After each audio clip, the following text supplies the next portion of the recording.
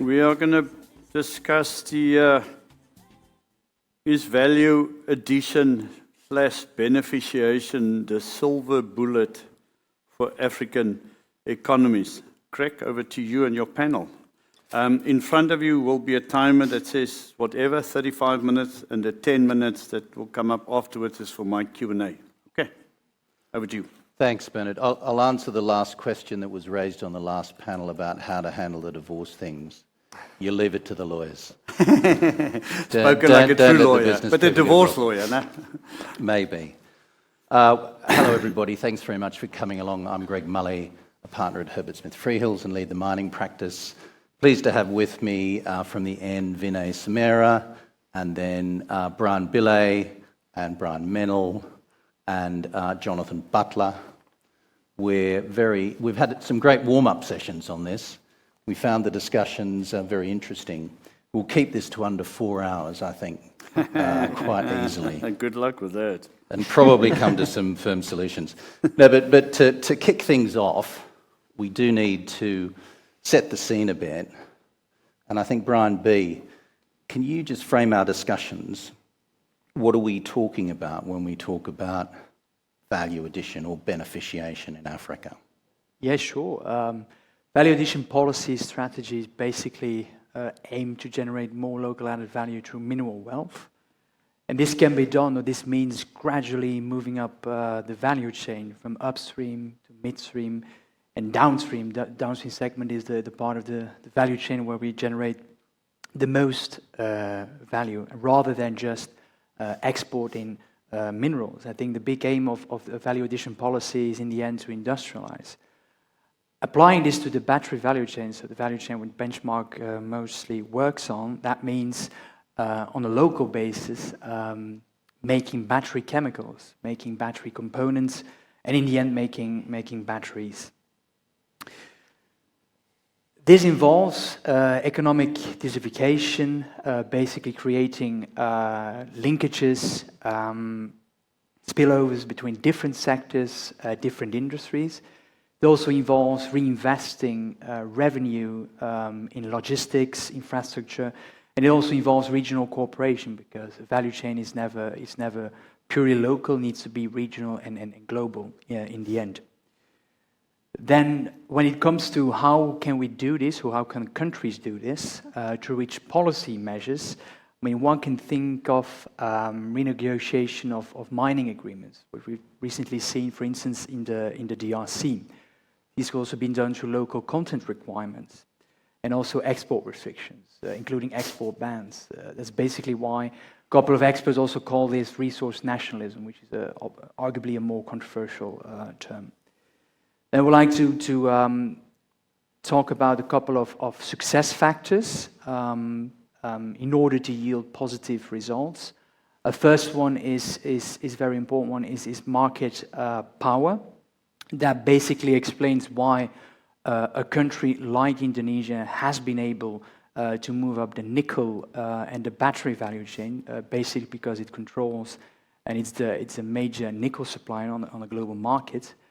A second success factor is market access through free trade agreements, through balancing your relationships, geopolitical relationships with a couple of big geopolitical actors like China, the US, and the European Union. This explains why Morocco has been so successful in moving up the value chain, because of its FTAs with the European Union and the United States. And the last success factor, and perhaps the most important one, and a very simple one basically, is a long-term policy and consistent policy and transparent policy and legal framework that creates confidence towards your foreign investors. And that last one explains perhaps why a couple of value addition policies before have failed in Africa, because of a lot of policy U-turns. In all of this, one should not forget the important role of the ESG angle. This is becoming increasingly important because it's so policy driven. Yeah, look, thanks. What we want to do is, I think people all understand what beneficiation is. We all understand what's on the table. What we want to draw out now, starting with you, I think, Vinay, is just getting a little bit more into the details. So Vinay, there's a great opportunity, I think, in Africa with reference to PGMs and hydrogen. And I know you and Jonathan have got some views on that. Do you want to start talking us through at least the benefit side first?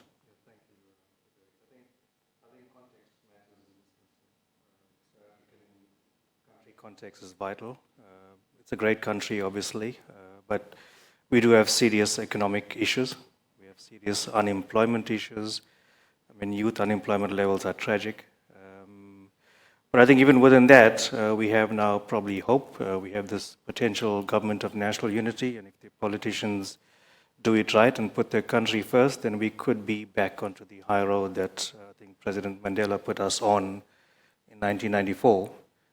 And within that context, I think broadening the economic participation, the economic base becomes critical. And I think value addition, beneficiation then starts to come very much more into focus. So we take that as a lens and then look at this green hydrogen opportunity. What do we need? We need sun. South Africa is got significant, it's one of the best countries from that perspective. You need wind in certain areas. We have some of the best wind resources. And in the PEM environment, you need platinum group metals, and we have 80% of the world's platinum resources. So, it all looks good from that perspective, right? The question then becomes, not is beneficiation a silver bullet? It should be actually, why the hell haven't we done it yet? And how can we accelerate it? And what is the value accretion? So, from that perspective, and looking at that from that lens, I think producing green hydrogen and exporting it is only one part of the value chain, and it's a top part of the value chain. If you want to maximize country value creation, you've got to go down to the bottom level. You've got to go down to the actual reindustrialization potential. You've got to then start to look at taking your platinum group metals up the value chain in country. That's where the real value addition happens. From a perspective of how, I think Isando Precious Metals, my company, has shown the way from that perspective. We have a state-of-the-art facility at the Tambo airport that's coming on stream in September, where we'll be taking platinum group metals up the value chain, producing things like the precursors, the platinum chemicals, the actual catalyst itself, and the membrane electrode assemblies, specifically, Greg, for fuel cells and electrolyzers. So that's really, it's not a matter of talking about what we're going to do. It's being done. All right, so that's where the real value creation starts to happen. And within that value chain, I mean, you have to put some rough numbers to it. If you take platinum at $1,000 an ounce and go up the value chain to a platinum precursor, you're adding on basically $500 of platinum value. Up to a catalyst, it's another 1,000. And so it goes on up to 3 to 5 times the actual value of the metal. So that's where your real value chain. It can be higher as well. And I think maybe as a last point, the legislative environment is becoming more and more important. If you're looking at the Southern African region, could be up to 60 gigawatts of electrolyzer capacity over the next decade and beyond. Localization is going to play a big role in that, meaning our metals, our components needs to go into the electrolyzers that's being used to produce the hydrogen. But what's coming up very quickly on the radar is the automotive sector. South Africa has got a very, very strong, well, not very strong, but it's got a decent sized automotive production based on a set of incentives. That needs to, and that's internal combustion right now, that needs to change into new energy vehicles. Minister Patel, before he retired, had released a white paper to look at incentivizing battery electric and fuel cell electric vehicle assembly in country. Unfortunately, I think on the battery side, we're late to that party. China has tied up that value chain, and I don't think we can produce battery electric vehicles in South Africa economically or profitably. For fuel cell vehicles, the party is just starting. And that represents a greenfields opportunity because it's in those vehicles that we can use these kind of components. So that's where we need to go. Yeah, look, a great opportunity. I was going to, just in expanding the opportunity, turn to you, Jonathan, and then maybe you, Bryan. Just as we So we see what this is with hydrogen, we see what it is with PGMs in Africa, in South Africa. How do we take that a little bit broader for the benefit of Africa? Yeah, thanks, Greg, and thanks also to Bernard for the opportunity to be here today. Great event so far. I think when we think about beneficiation in Southern Africa, we've got to remember that more than 2/3 of the world's platinum group metals come from this part of the world, and the world is going to carry on needing mining for a long time to come. Recycling is important. It's important to keep our markets reasonably well balanced, but it is only about 1/3 of the total supply. That core of mined material is going to be important long into the future. And as we know, recycled metal, although it may be demanded by certain parts of the industry, it is strongly price sensitive because it's dependent on the dynamics of what's coming through the refineries, what the scrap markets are looking like, and other external macroeconomic factors, whereas mining is that reliable provider of metal to the market, generally speaking. So that's the first thing. I think, as Vinay just said, the real, it's really a game of attack and defence. It's quite appropriate. We're here in Europe during the European Championships, thinking about the football. The defensive strategy for the PGMs in terms of beneficiation is to ensure that there is still a decent market share of internal combustion engine vehicles or hybrids, which is going to continue long into the future. And we see some of the legislative changes that are coming down the road now, which are probably going to continue to promote internal combustion engine vehicles and hybrids for a while longer. We'll see what happens with the change in US administration, possibly in November, whether that means something different for this. But generally speaking, even the Biden administration is promoting hybrids from where we are now.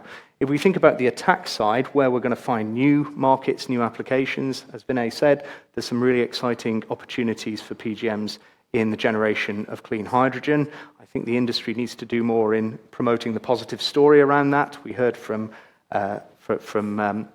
Neil Froneman yesterday, some words on that, and I think we as an industry need to be a bit more aggressive in banging the drum for how important PGMs are in delivering some of these clean energy solutions. And that goes throughout the value chain. It's not just about the production of green hydrogen, it's also distribution and storage. It's using things like ruthenium as a storage catalyst for ammonia so that green hydrogen can be transported at scale, and then that opens up a potential global market for this to be traded.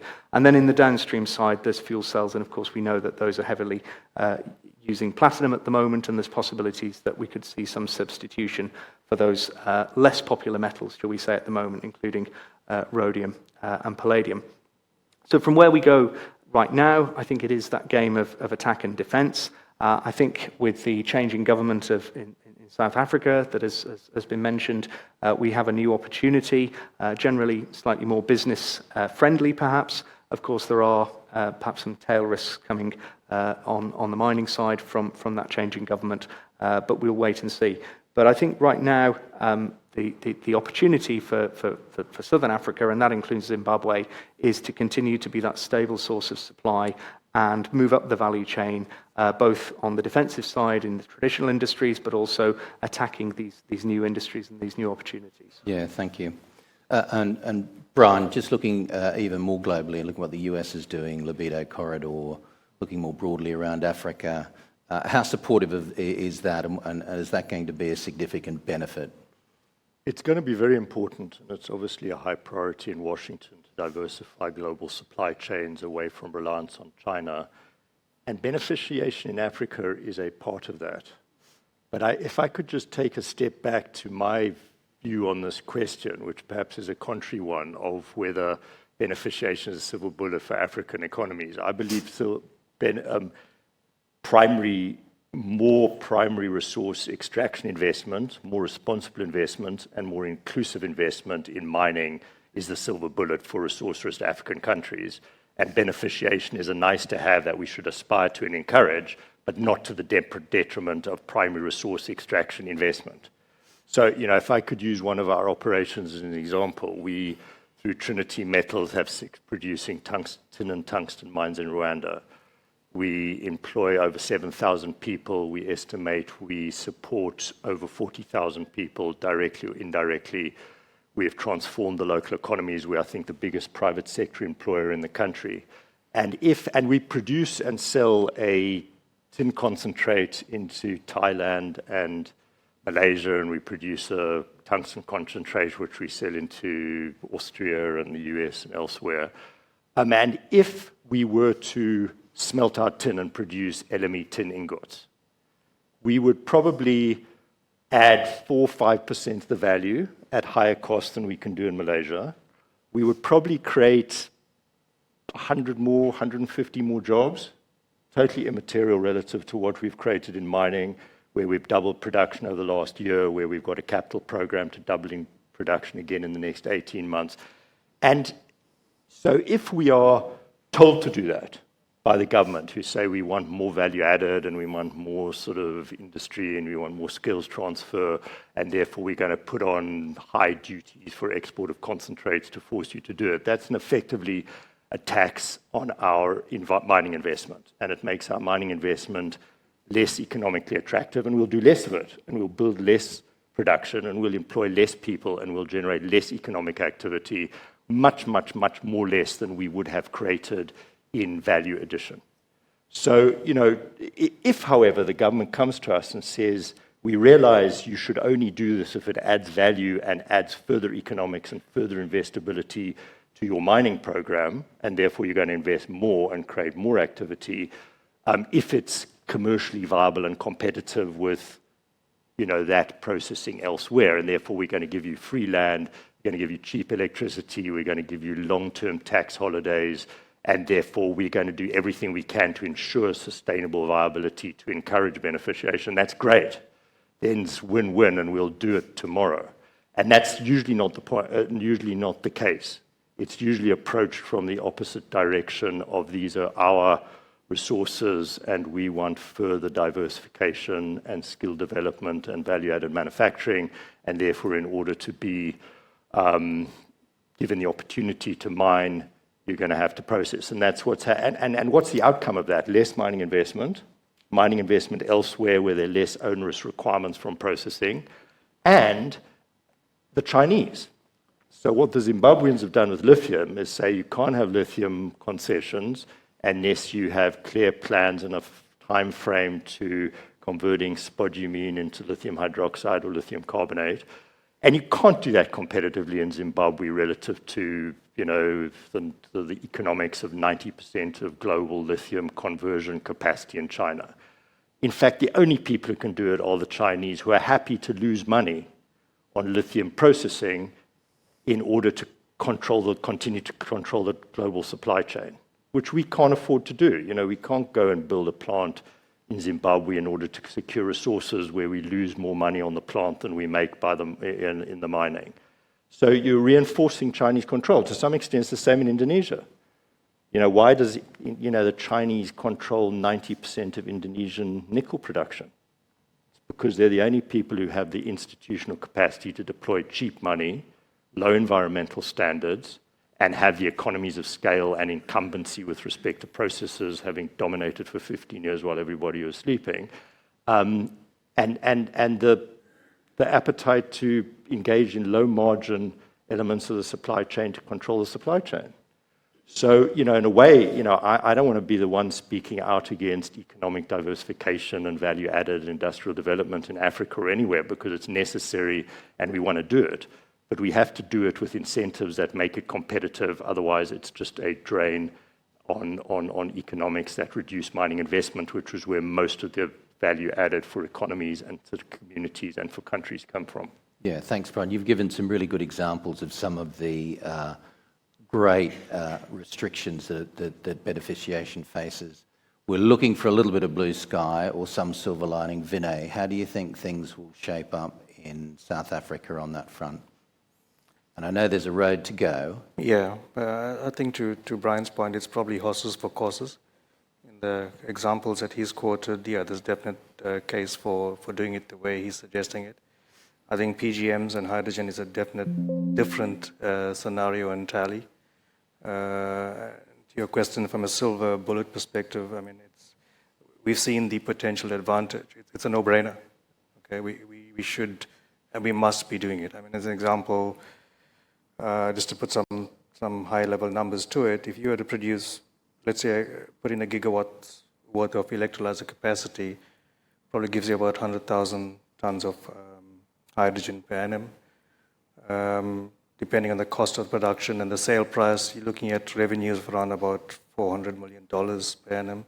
These are big numbers, and if you multiply that by 60, and then you add the PGM value addition, you start to get a sense of the scale. And then from the employment perspective, I mean, as a single skill job in the value-added industry within the hydrogen space and the platinum group metal space, every single job you have a multiplier effect of between 6 and 8. So these are not 150 jobs, these are significant job creation. So again, it's horses for courses. From that perspective, from the hydrogen, from a South African perspective, it's a no-brainer, it must happen. There is a country need as well. So both are aligning quite well. And Bryan B, just so not to put more negativity on it, but from a European point of view and the desire to source, process and recycle more in Europe, how much of a stop is that going to put on the same thing happening in Africa? Or how much of a threat do you think that is? I mean, it's definitely the geopolitical backdrop playing in Europe, which is the priority to forge and to secure industrial competitiveness. And in this priority, an important part of it is supply localization and onshoring through primary and secondary supply. But next to onshoring, supply dissects and friendshoring is included in the Critical Raw Materials Act, which is basically Europe's strategy to critical mineral supply security. But looking at the supply dissects targets that Europe has put forward, it really needs third country supply, especially from African countries. And uses a couple of tools to do that. One of them is strategic partnerships. European has secured a couple of strategic partnerships, include ones with the DRC, Zambia, with Rwanda and Namibia. So in other words, Africa is included in Europe's supply dissects policy. At the same time, this is all policy narrative, this is theory. So supporting value addition in these countries could align well with supply dissects from a European perspective. In reality, given China's strategic foothold in a couple of African countries, this makes it very challenging from a European perspective. And arguably also from an African perspective, because these strategic partnerships that Europe has secured with these African countries, they aim for political de-risking, they aim to forge public and private cooperation to attract investments, European investments, amongst others, in these African countries. A second challenge, I think, is the ESG angle.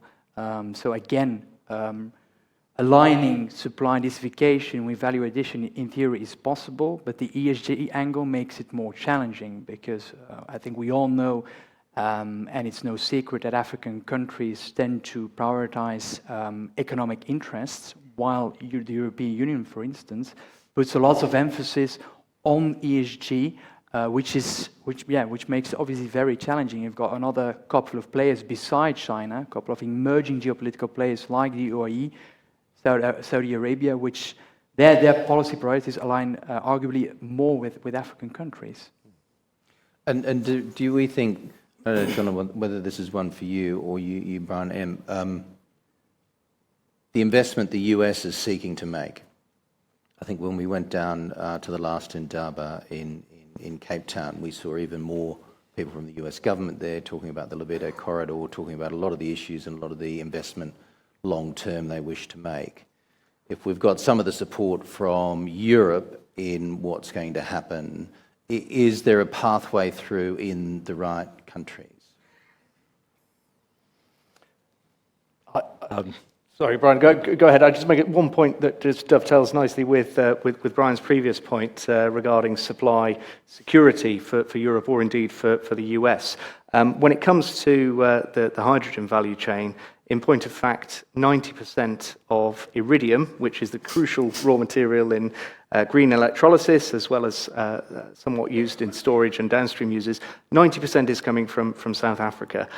So that critical dependence on that one region for the vast majority of that very critical mineral is there. And remember, this is a tiny market. This is a 9-ton per year market. And it doesn't need too many assumptions on growth to get to 1 or 2 or 4 or 5 tons of need for that. So Europe, North America, the rest of the world are critically dependent on South Africa for that one raw material. Now, of course, that brings other questions. How do you reduce loadings? How do you substitute or bring in some of the other metals, particularly those that are probably looking a little less positive on the price outlook? How do you basically do more with less? And that includes the recycling value chain. And again, I think South Africa has a huge role to play in that, given its fixed infrastructure already for recycling and refining in the country. So I think all roads really lead to South Africa when it comes to PGMs and hydrogen.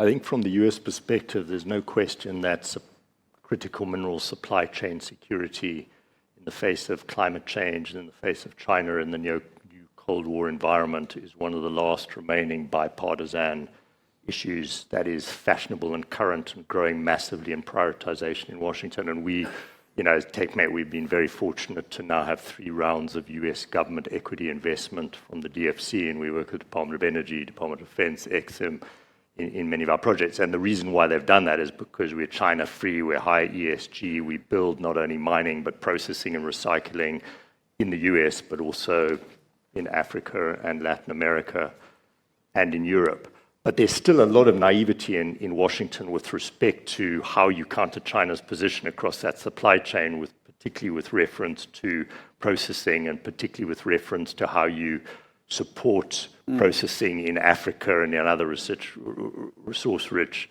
parts of the world, which the Mineral Security Partnership and other bilateral diplomatic initiatives on part of Europe and the Japanese and at some point the Indians, some point the Koreans, are really kind of, in many instances, substanceless kind of feel-good PR exercises.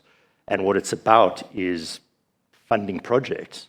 And the mechanisms and tools to do that from the US are still very blunt and very inefficient. They grow, there's a recognition of that and a massive amount of will to remedy that.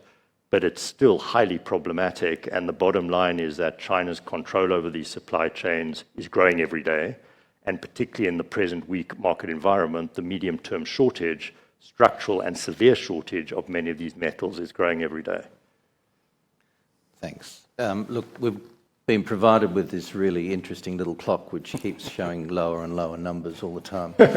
Bit like the palladium price. Yeah. We're experimenting with this for lawyers. We only pay you until the clock stops. We're going to all try that with our legal advisors.